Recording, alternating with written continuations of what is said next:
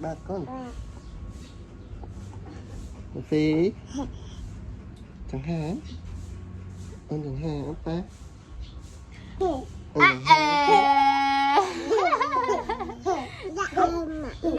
Dạ ơi mama.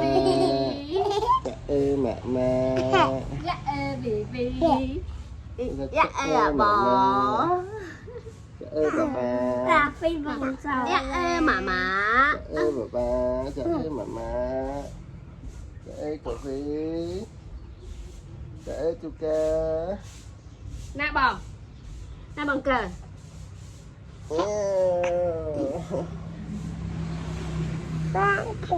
Hả? Ok. Chùm miệp suốt tụi mẹ bọn ôn chẳng ở khía. Lẹ là mũi nè. Hằng lần mà đây nè. Ít.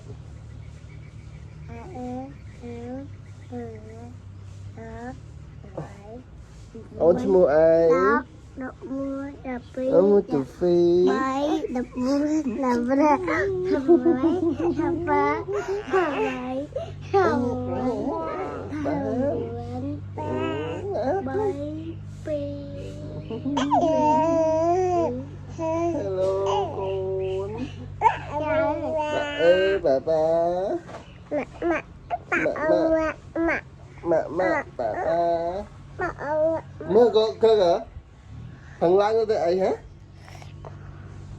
Ủa, như một dục chả thật biềm. Thầy. Tiếp.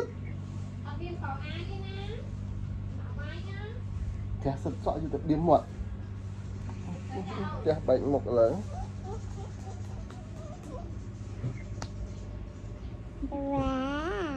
Chà ơi con.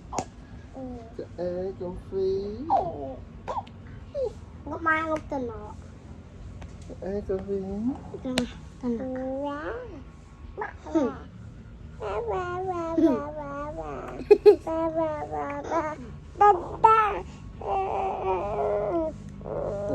Kịch nè.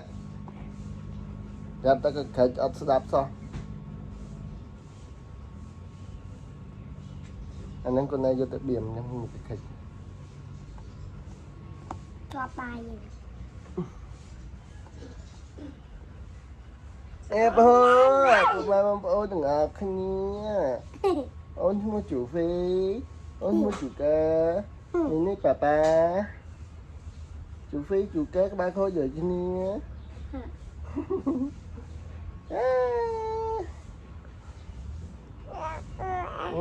Không thấy. Ở chăng vậy ấy mới vậy nữa. Chăng vậy ấy nữa. Vậy tới, vậy tới. Ồ, khơi nhỏ đại khơi ai vô tập điểm mất chăng á. Lỡ.